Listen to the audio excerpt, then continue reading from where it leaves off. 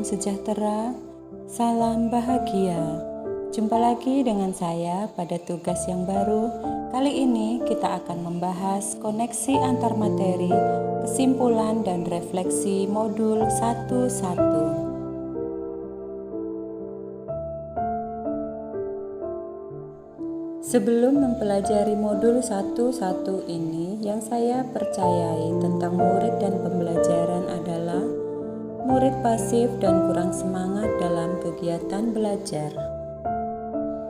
Suasana kelas ketika belajar harus tertib, murid harus duduk manis, tangan dilipat di atas meja, dan tidak boleh ribut. Saya beranggapan bahwa murid harus selalu dijejali dengan materi dan harus tuntas sesuai dengan KKM yang telah ditentukan oleh sekolah. Dalam kegiatan pembelajaran, saya berperan lebih dominan.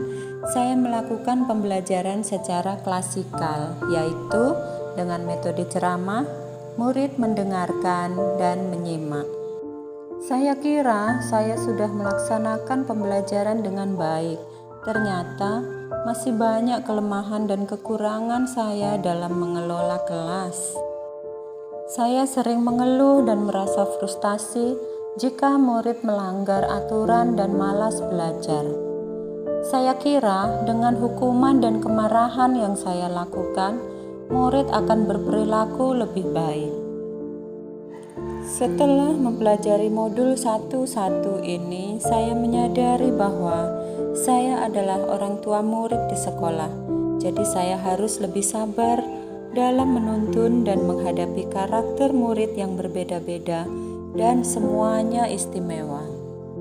Saya harus melaksanakan pembelajaran yang berpusat pada murid, memberikan motivasi agar murid bersemangat, aktif dan kreatif dalam pembelajaran. Seharusnya saya memberi kebebasan kepada murid untuk memilih metode belajar yang mereka senangi, tidak memaksakan kehendak saya sendiri. Jika saja saya membuat media pembelajaran yang relevan dengan materi pelajaran atau menggunakan permainan, maka kegiatan pembelajaran tidak membosankan dan pastinya lebih menyenangkan, menjadikan murid lebih mudah memahami materi pelajaran.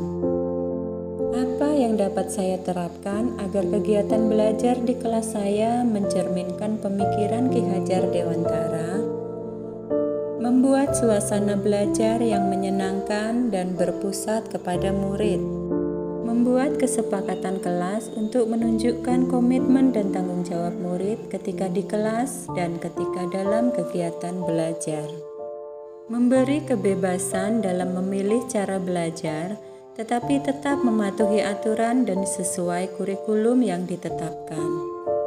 Menanamkan nilai-nilai pelajar Pancasila, yaitu melalui kebiasaan-kebiasaan baik yang harus dilakukan dalam kehidupan sehari-hari, seperti kesopanan, ramah tamah, gotong royong, dan hidup rukun dalam kebinekaan.